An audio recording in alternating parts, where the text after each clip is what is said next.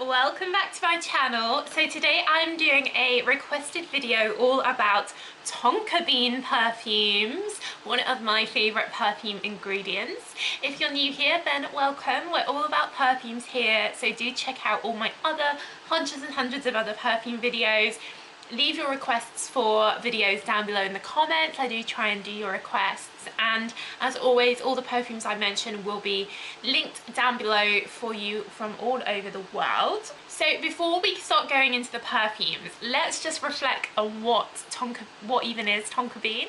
So there is a Tonka bean tree that produces a legume, and these are in Central and Southern America, and I think they're one of these trees that can live to be like thousands of years old. They have a sort of pinky reddy flower, and then they produce this fruit which is has a Tonka bean in. I think it's just one bean in each, about an inch long, and they grow above the canopies in the rainforest to get the sun, and that's where the beans grow.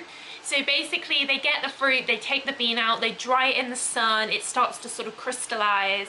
So yeah, so it's a natural ingredient. What does it smell like? It smells like a vanilla-y, balsamic, warm, sweet, comforting smell.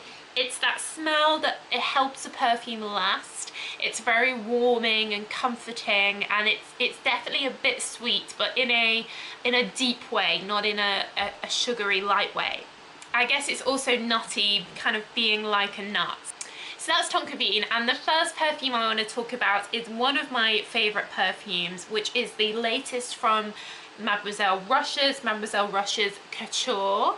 So this comes in this beautiful sort of dark red, purpley, pinky bottle with this big bow on. You can see through the back it says "My Frenchie" on, and this is definitely my favorite Tonka bean perfume, like perfume that has Tonka bean as the main note.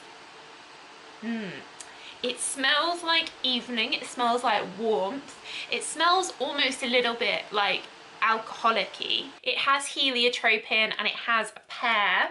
And you guys, I know I love pear. It makes things have a fruitiness, but a very warm autumnal fruitiness. I find this really good for projection and really good for lasting, and it's that Tonka bean that does it. They've put so much Tonka bean in. If I was to make perfumes, I would definitely make one like this, where Tonka bean was like the star of the show, because it's just so good for lasting.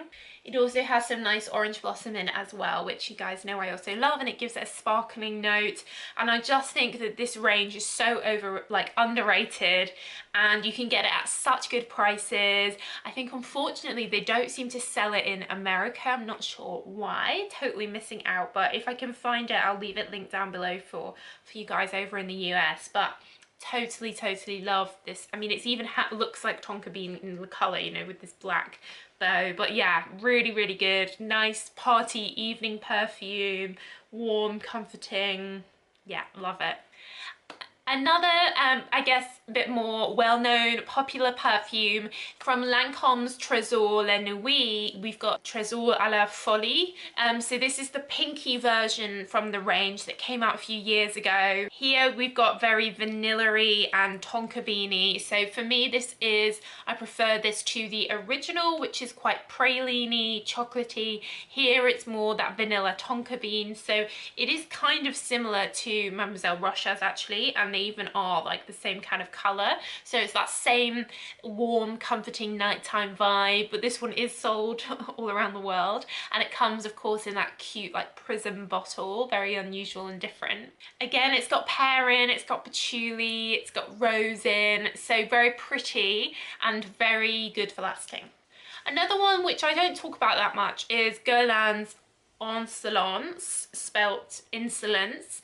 This is kind of like a Palmer Violets perfume. I would always recommend this for people. Some people would come in to the shop, perfume shop, and say, I love violets, I love Palmer Violets, and I'd be like, have you tried Insolence from Guerlain? Because that is what it's all about. But it does have a fair old amount of Tonka bean in as well, and it is really good for lasting. This one is quite known for being good for lasting. So there's an option if you like violets.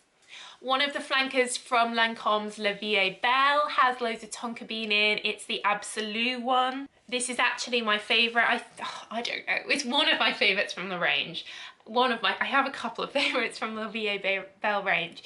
It has that signature vanilla praline in of La Vie Belle, but then it has this tonka bean coming through. Lovely black currants. It has a fruity, syrupy vibe. I really like this. It's like a deeper, improved version of La Vie Belle, which for some people can be a bit too sweet. This is more deeper, darker, richer sweetness, like nutty sweetness with the tonka bean. So I definitely prefer it. Dior Addict, of course, has lots of tonka bean in. This is your blackberry vanilla tonka bean. Again, you see the type of perfumes that have a lot of tonka bean and tend to have vanilla in. They tend to have syrupy, like autumnal winter perfume notes in, like berries, fruits of the forest. And then even sort of deeper, Jo Malone London's Myrrh Tonka Cologne, which comes in the beautiful bottle with the moons on. Again, this is a vanilla-y tonka bean and then with myrrh in, which adds a very oriental, aromatic-y, Middle Eastern vibe to it, incensey vibe almost. So if you like that, I think this might be a unisex one, but it still has the sweetness of the vanilla, and then the tonka bean sort of wraps the two ingredients together. Poison Girl from Dior has plenty of tonka bean in, as well as that warm almond and a bitter orange. And Coco Mademoiselle, believe it or not, from Chanel also has quite a bit of tonka bean in. Along with the patchouli, that's what helps it last. But of course this has vanilla in with that orangey blossom note that it's so well known for. And the vanilla and the tonka bean complement each other so well. And then Coco Noir, one of the newer ones from Chanel, this has the tonka bean amped up. So this is a heavier patchouli, tonka bean, heavy rose, more of the woody notes. It's the more sort of serious and heavier notes from Coco Mademoiselle are amped up, and then the lighter, prettier notes in the orange are sort of taken away. So this is more serious nighttime version. Perhaps you could wear Coco Mademoiselle during the day and then Coco Noir at night, or if you like original Coco, then you'd probably like this as well. But yeah, it's much more about the tonka bean, whereas in Coco Mademoiselle the tonka bean's there just in the base, helping it last. So Girl of Now from Elie Saab is that very almondy pistachio perfume, but then it has tonka bean in, which works very well with those nutty notes. So you have a pretty orange blossom, you have pear again in the initial spray, and then as it dies down, it's this very warm pistachio almond tonka bean. Another nutty almond perfume, a bit more affordable, is Me and My Selfie from Zara, the fourth one in that range. This one is very much nighttime party almond perfume, but lots of tonka bean in here as well, which helps it have that projection that you want when you're, you know, having this in your handbag on a night out. If you like your tobacco type smells, then Tobacco Vanille from Tom Ford is using tonka bean to help their tobacco-y, vanilla-y scent last here. And then another really heavy and deep one is from the Elie Saab exclusive range called Amande Tonka, and this is almond and tonka bean. So again, those nutty notes, very nutty, very warm, very almondy and tonka beany. And then lastly, to throw in there, we have from the Big Pony range, Ralph Lauren number 2, the pink one. This is cranberry and tonka bean. This is, I think, is my favourite of the 4 in this Big Pony range because it's fruity but has the lasting power from the tonka bean. So definitely quite young, quite fun, fruity obviously, but if you like tonka bean and if you like the Roche's perfume, Mademoiselle Roche's Couture, but you want something a bit fruitier, then this is like that fruitier version of it.